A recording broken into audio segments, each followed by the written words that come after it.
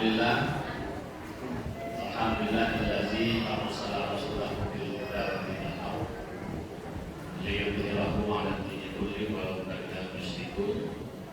Asyhadu an la ilaha illallah wahdahu la syarika lah wa asyhadu anna Muhammadan 'abduhu wa rasuluh. Allahumma shalli 'ala sayyidina Muhammad wa 'ala ali sayyidina Muhammad. Bismillahirrahmanirrahim.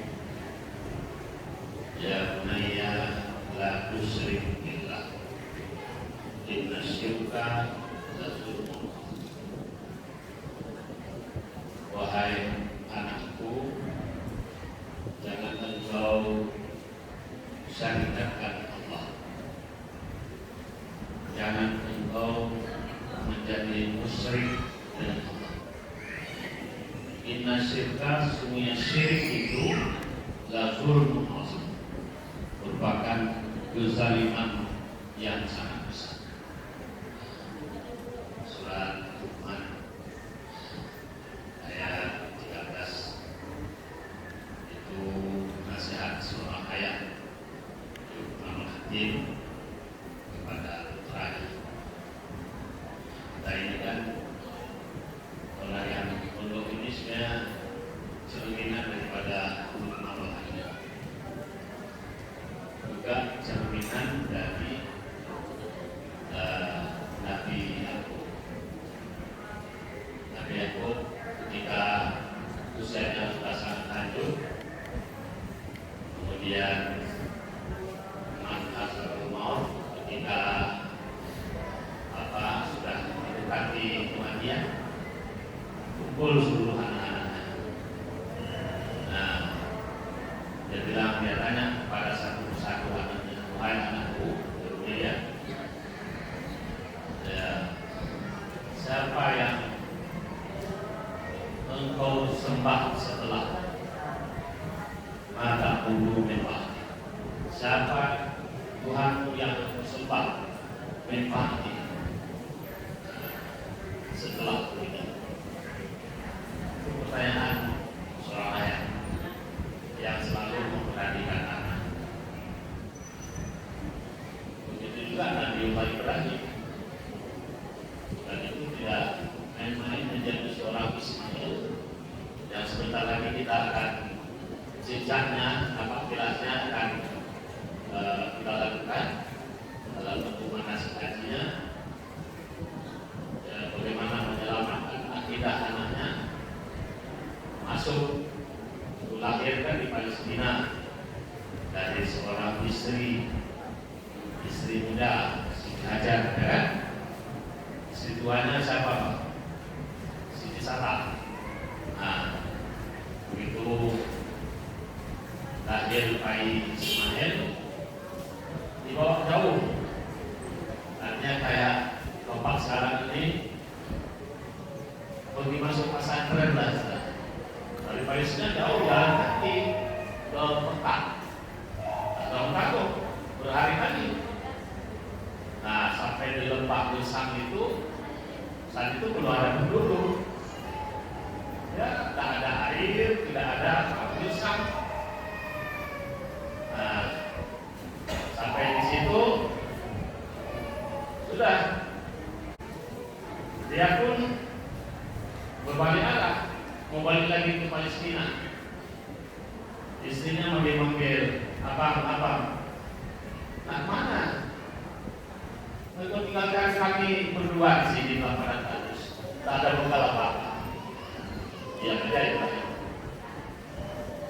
Ketika si Hajar nanya, wahai abang, apakah ini perintah dari Allah? Nah, tahu sudah itu benar. Ini perintah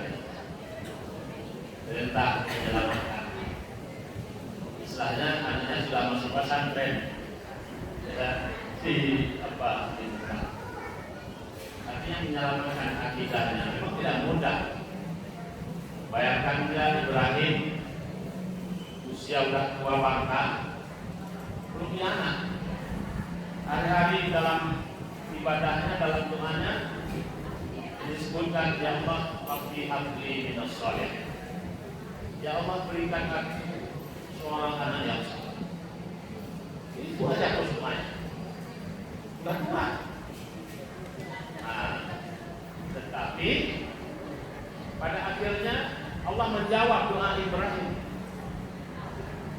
Ya. Wa basyarnahu bi ghulamin. Maka Allah memberikan kabar gembira kepada Nabi Ibrahim kelahiran seorang putra. Tapi cobaannya luar biasa. Di samping istilahnya uangnya ke barang bagus, setelah itu Allah perintah uji lagi dengan supaya nyembelih. Bayangkan kalau kita dapat anak susah, ya kan? Sudah mulai mulai sedang senang-senangnya mata lagi usia ya belum remaja sana, lagi bijak. Falamma balagha ma'ahu as-sa'ya qala ya bunayya inni ara fil manam.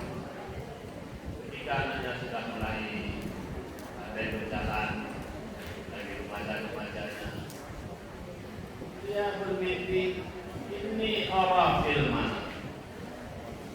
Sesungguhnya aku bermimpi, di dalam mimpiku Anni azbahuka. Dia panggil Ismail di sini lah. Ayah kalimatnya mimpi. Sudah berikan mimpi apa ya? Ayah mimpi menyembelihmu. Azbahuka. Ayah mimpi menyembelihmu. Luar biasa.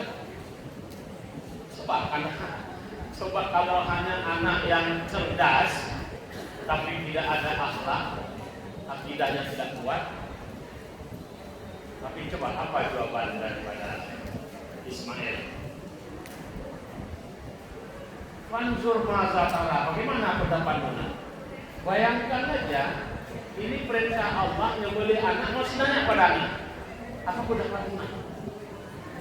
Anak mesra sekali.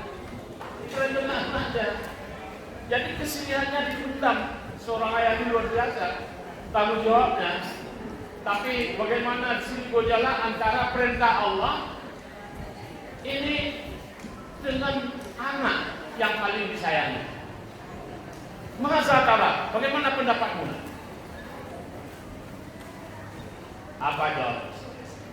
Qala ya abadi ma satajiduni insyaallah minas sabirin. Ayah, kalau itu memang perintah Allah ya, laksanakan ya. Begitu jawabannya. Pasti tidak hebat. Ini kadang-kadang kita baru suruh salat aja tak melawan ya. Bukan nyembelih lehernya. Nah, waktu udah masuk tuh, sebentar lagi lah. Coba kalau kita bisa bayangkan kalau anak tidak anak soleh tapi anak hebat, cerdas, otaknya bagus, matematika 10, ya tinggi, itu jawabannya begitu ya. Ayahnya udah tua, sekali lagi ayah mati, gantian aja. Saya ini masih lama hidupnya, masih anak-anak, kan lebih bagus. Secara logika tentu lebih bagus ayah saya disembelih. Berapa banyak sekarang anak-anak yang bunuh ayah ya kan? Kandung, ibu kandung. Pak, ini peristiwa kemanusiaan. Kebetulan ini Allah contoh kepada Nabi. Memang Nabi itu lebih berat lagi cobaannya. Nah, kami yakin juga. Apalagi biasanya ini yang cobaan itu yang paling berat menjauhkan anak. Biasanya bukan bapak yang paling berat. Anak-anak yang baru-baru misalnya tamat SD, ya kan? Ibu-ibu biasanya tak ada lagi ke Pak ya? Benar ada. Nah itu diam aja. Orang diam ya, memang iya. Benar iya. Ya, tapi kadang-kadang ibu pandai ibu juga. Itu makanya ya ini berapa ya? Biasanya pertemuan anak itu 1.000 tanggal ya. Sebulan sekali kan gitu ya. Pagi mau berangkat aja. Macam. Ibu itu biasanya lebih besar. Tapi kalau ayahnya sayang buat biasa sayang, tapi pandai menyembunyikan. Bayangkan aja semuanya pada diri. Kalau ini terjadi pada kita. Tapi itulah bahwa karena kehidupan Allah berikan ini ditakdirkan kepada setiap manusia semenjak para nabi, para rasul kepada umat manusia, hidup ini di dunia hanya sekali. Dirimu hanya sekali. Untuk itu orang-orang beriman yang dikehendaki oleh Rasulullah adalah umat ini tidak boleh gagal. Umat akhir zaman ini tidak boleh gagal hidup yang hanya satu kali. Tak boleh gagal. Tak boleh gagal di mana? Kalau kita dulu dari surga, kita hendaknya pulang juga ke surga. Tidak boleh. Amin ya rabbal alamin. Amin. Amin ya Allah. Amin. Jadi kita harus hidup ini sekali, kita boleh gagal. Kita tak boleh gagal. Bapak ibu ini, saya, bapak, ibu, kita tidak mau gagal. Begitu juga anak-anak kita. Itu makanya bapak ibu, saya, alhamdulillah anak-anak saya semua saya didik di pesantren, termasuk bapak ibu, di sekolah agama. Begitu juga ayah saya dulu.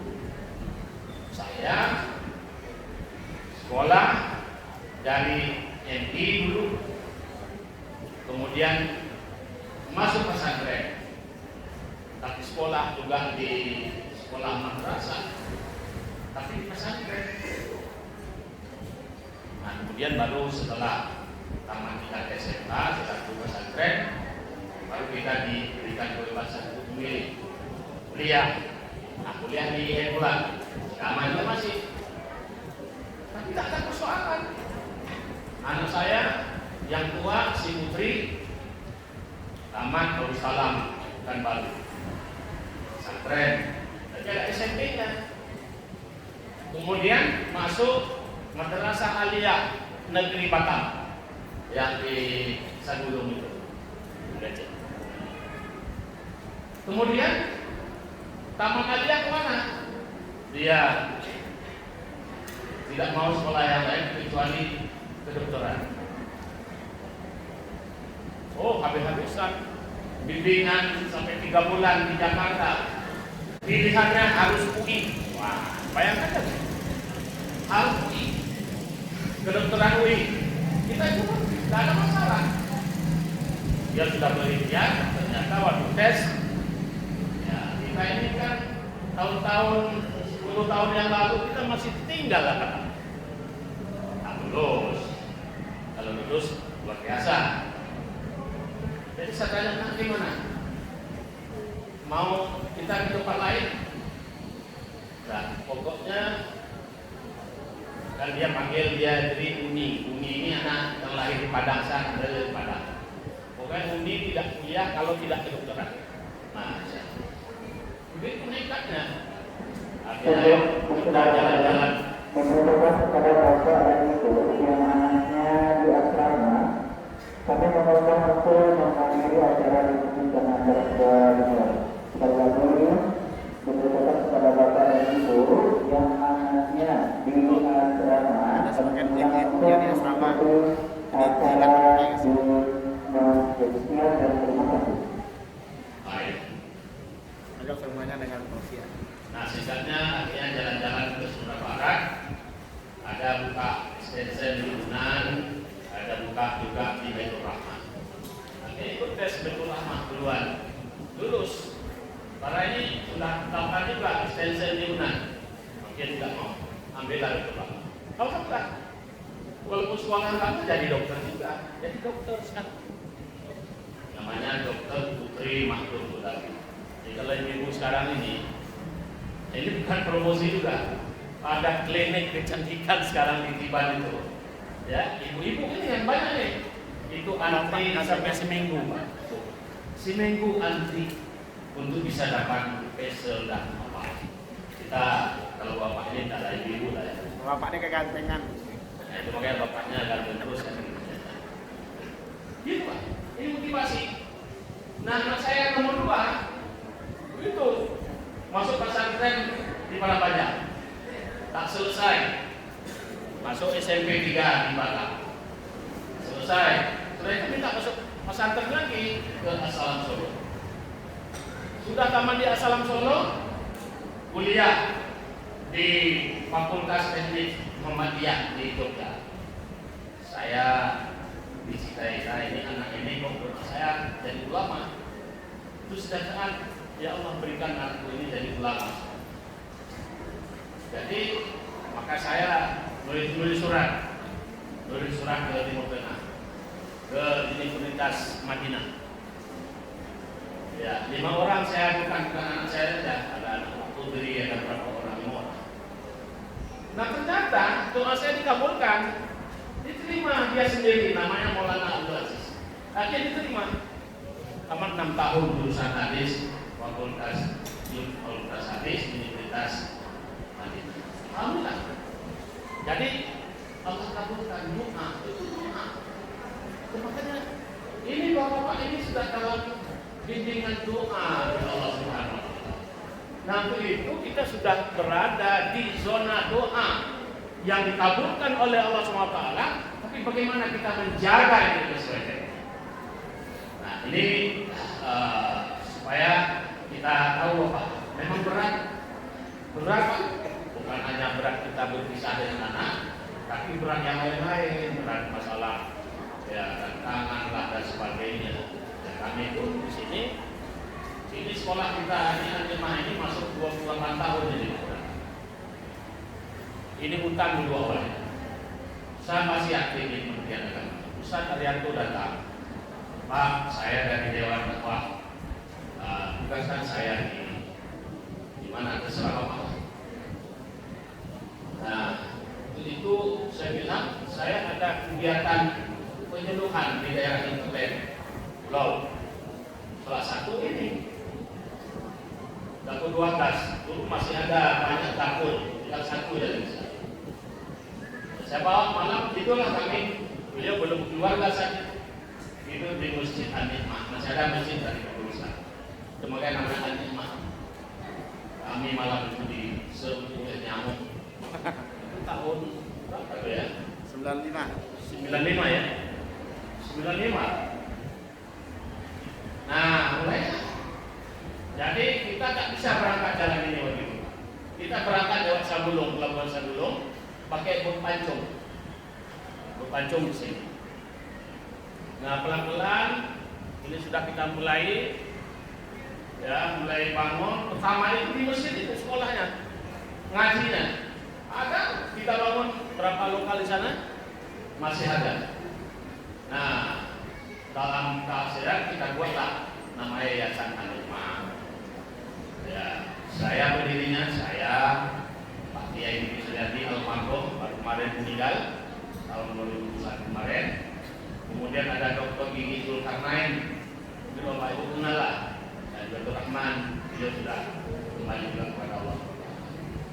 Dan kemudian Ustaz Arianto, satu lagi adalah Direktur Persilupatan waktu itu, Pak Rama Prihandana, sekarang tidak Jakarta. Terus itu, ini sejarah singkat. Tujuannya apa dulu?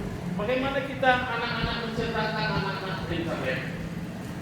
Karena kita tak kebayang ada jalan seperti yang sekarang ini.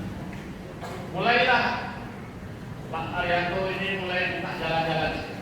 Artinya aku duduk ini mulailah ada jalan pakai ojek. Suatu ketika Pak Ismet bilang, Jol, Bapak mau nengok apa yang kamu bina di daerah Dapur 12. Oke, Bapak tak bisa pakai ini, mungkin bisa pakai motor. Oke. Jadi Pak Arianto pun pakai ojek ke depan sana. Ojek sini. Waktu terbalik, telepon ke kereta, jemput bapak sekarang pakai speed, artinya dari tadi jemput pakai speed, tak berani lagi. Itulah kondisi 28 tahun yang lalu. Oke. Sekarang dengan iman kita punya sejarah. Ya, sejarah bagaimana disinilah kita ingin dalam rangka memproses untuk menyelamatkan kita daripada saya mantap masih diberikan keluarga. Pak Kiai ini sudah kembali kepada Allah. Saya dalam kondisi usia sekarang seperti ini. Ya, doakan siap ya Pak. Saya baru 46 Pak. Baru 46 Balik. tapi saya belum pensiun Pak. Seharusnya yang dikatakan kemana kan 10 tahun kemarin. Begitu menjelang pensiun, biasanya kalau di kantor kan pensiunnya 58. Saya lapor dengan Pak Menteri, Pak Sekjen, Pak saya akan keluar lagi pensiun nih. Kata Pak Sekjen, oh usah pensiun dulu. Jadi awak saya pindahkan ke dosen. Rupanya dikeluarkan. Kalau pejabat kan gitu enak. Keluarkan saya jadi dosen, ditempatkan kongres saya di Universitas Sukaryo. Kemudian ditugaskan mengajar di Ibu Sina. Tapi dalam perjalanan Bapak Ibu, saya tidak bisa duduk tenang juga. Saya mengusulkan pendirian Sekolah Tinggi Agama Islam Perbatasan, yaitu di Dukuh Anambas. Mengapa Anambas? Karena yang melahirkan anak-anak saya ada 5 orang itu, istri saya orang Anambas. Saya sering balik ke sana. Masya Allah, saya tengok ke sana anak-anak remaja juga. Kalau waktu dah azan itu jelas kiblat juga remaja sana. Nah, kewal sudah mulai. Ya, maka saya berikanlah style. Ya, 2018 saya usulkan, tapi ketemu dengan COVID-19, akhirnya 2021 keluar izin operasional Menteri Agama. Sekarang sudah ada angkatan kedua. Jumlah operasional sudah ada 80 orang. Insya Allah dalam waktu dekat kita berbangun kampus di atas lahan 5 hektar. Ada hamba Allah yang menghibahkan lahan 5 hektar. Sekarang lagi kita proses. Ini semangat kita ini untuk bagaimana untuk membangun negeri, membangun anak-anak Muslim, menjaga akidahnya. Jadi ini singkat. Itu saya minta Bapak Ibu juga semangat. Nah, kemarin kami rapat kerja 28 tahun karena saya sibuk selama ini. Yang resmi saya ikut sebagai ketua pembina sekarang ini, menggantikan Pak Kiai Disriyadi. Sebenarnya itu Pak Kiai Disriyadi ketua pembina. Karena beliau sudah wafat, saya menggantikan sekarang ini. Saya ketua pembinanya, Ustaz Arianto sebagai ketua yayasannya, Ustaz Usman sebagai sekretarisnya, dan Umi Hasbi sebagai ketua pengawasnya ada Ustaz Usman. Jadi saya mencoba evaluasi 28 tahun ini saya sampaikan hasil kami. Nah, untuk itu Bapak Ibu, sesuai dengan keinginan kita dari awal, seharusnya di sini adalah harus melahirkan para ulama. Nah, memang saya itu sudah memulai dengan lahirnya namanya Ustaz dan Kuliah. Jadi sebenarnya Salafiyah Ustaz dan Kuliah di situ untuk mencetak para ulama sebenarnya. Khusus berarti di Ustaz dan Kuliah anak-anak nanti wajib bisa baca kitab kuning. Itu saya seperti itu. Jadi mulai tahun ini kita akan kuatkan itu. Jadi nanti anak-anak insya Allah di Ustaz Kuliah hari-hari dia dengan kitab dasar, ada makan dunia, makan takrib, ada Riyadul Awam, bidang akidah, ada bidang akhlak. Jadi itu semuanya dalam bentuk baca kitab. 3 tahun di Ustaz, nanti 3 tahun di kuliah. Kalau kuliah kita tinggi kitabnya, sudah mulai kitab ya mungkin sudah Mahalwi ya, atau minimal Fathul Mu'in, berarti itu sudah disahkan. Karena nanti setelah kuliah itu ada namanya kuliahnya disebut dengan Mahat Ali. Itu sudah ada aturan, ada undang-undangnya sudah dari buah Kementerian Agama. Jadi kalau sudah taman usta, dia hanya bisa nyambung ke kuliah, tak bisa dia kuliah. Kenapa? Karena tak nyambung. Yang nyambung hanya di kuliah. Nah ini kita mulai. Nah, jadi insya Allah anak-anak bapak nanti yang ustaz sekarang, ya kita mulai memperkuatkan mungkin yang kelas baru sekarang ini. Tapi yang sudah itu mungkin dia itu makanya selama ini taman ustaz ada yang ke Aliyah, ada yang ke SMA, dan lagi. Jadi kita mau nanti ke depan penerimaan yang akan datang kita wanti-wanti betul yang ibu kalau memang benar-benar untuk mencetak ulama masuk salafiyah itu artinya ini membentuk jalur untuk cetak ulama. Kita ulama sudah perlu ulama yang mahir baca kitab. Nah, jadi digodok menjadi salafiyah. Jadi itu hari-hari baca kitab. Oh, matematik tidak belajar ketika ujian saja dalam bentuk pimpinan. PPKN tidak belajar Pancasila belajar. Tapi tidak ada masuk hari-hari belajar pelajaran ini, pelajaran itu tidak ada. Jadi yang ada ketika mau ikut ujian di salafiyah itu baru ada bimbingan saja. Tapi hari-hari mereka buka kitab, ngaji kitab, kemudian hafal Quran. Itu. Nah ini kita hasil rumusan rapat kerja kemarin segera akan kita atur. Nah jadi inilah. Jadi untuk itu ini ke depan akan kita lakukan dengan sebaik-baiknya. Ada tanggung amanah, tanggung jawab yang besar seharusnya. Ya di sini akan melahirkan. Ya kalau sekarang ini sebenarnya anak-anak yang salafiyah ustaz sebenarnya sudah bisa baca kitab juga sebenarnya. Tapi tidak mendalam dilanjutkan dengan di kuliah seharusnya. Nah, di kuliah itu sudah ngaji mahali. Nanti paling tinggi kita kufah, ya kitab tinggi. Nanti pada saat kuliah di Mahat Ali itu sudah memang apa? Itulah nanti kita akan melihat ulama-ulama kita di masa yang akan datang. Bapak Ibu yang dimuliakan Allah Subhanahu Wa Taala, saya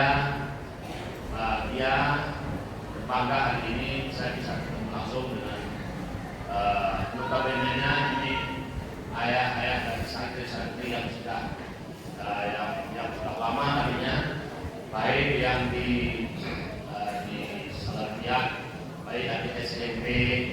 Nah yang nanti yang di SMP tetap, yang SMP di pondoknya ini juga tiap tahun dalam PKN ini. Nah, tapi nanti diperkuat dengan tahfiz Quran juga baca kitab.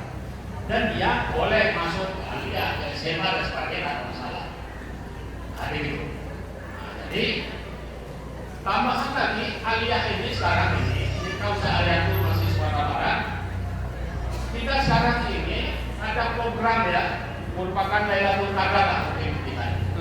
Kita sekarang ini ada tawaran dari Jerman.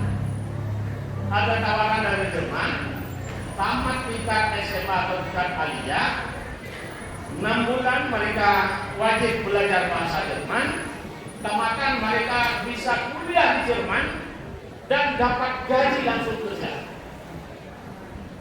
Itu sudah ada. Besok kita di Selasa itu diskusi dengan Pak Gubernur, Senin dengan Kementerian Agama, dan yang mempelopori An-Nikmah.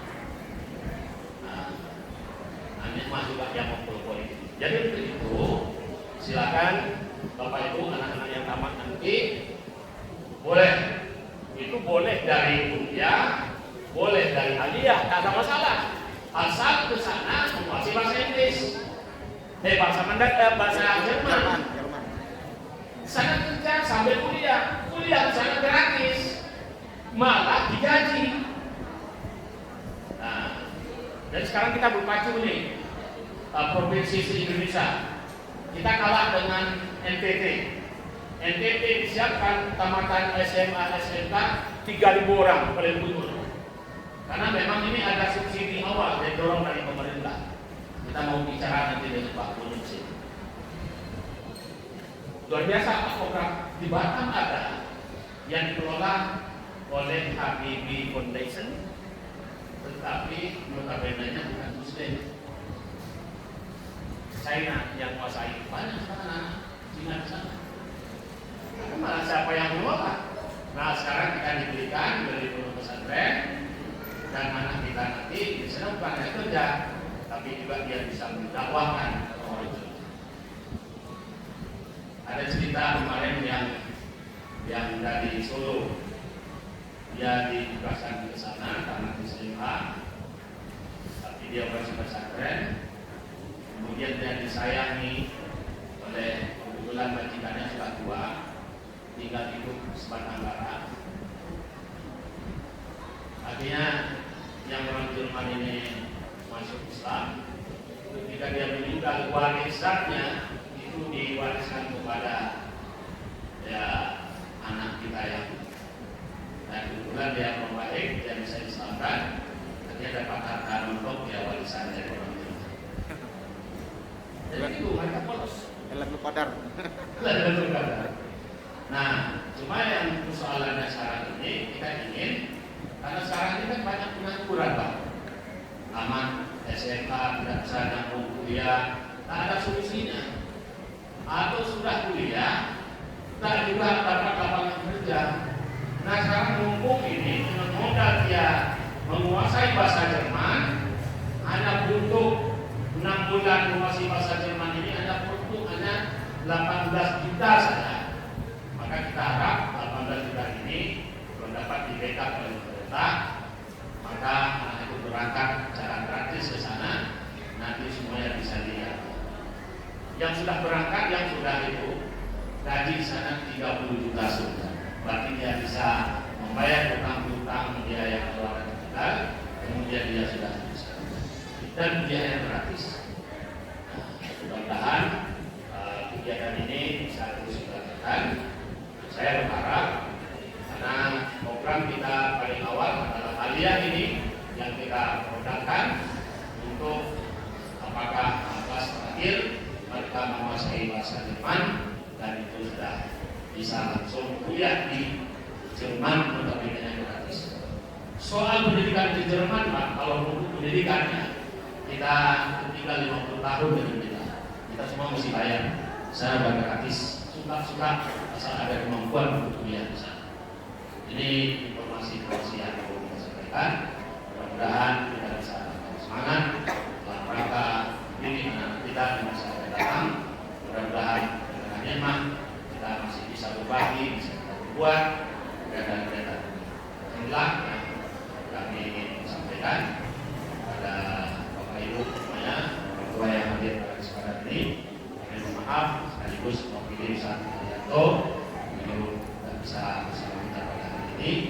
Insyaallah tadi Ustaz Hasbi sudah sampaikan, silakan kalau pulang anak dibimbing bapak yang baik, insyaallah ya. Jadi lihatlah apa hasilnya. Saya berharap saya sampaikan anak-anak, karena saya insyaallah seminggu sekali sudah mulai ngajar juga di sini untuk membimbing Al-Quran anak-anak. Hasilnya kita bimbing mereka.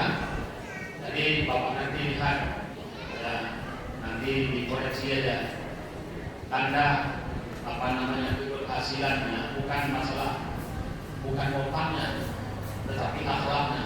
Nanti bapak tengok adalah kalau bapak masih mungkin ibu masih mungkin suruh salat, berarti buat catatan kasih tahu kita.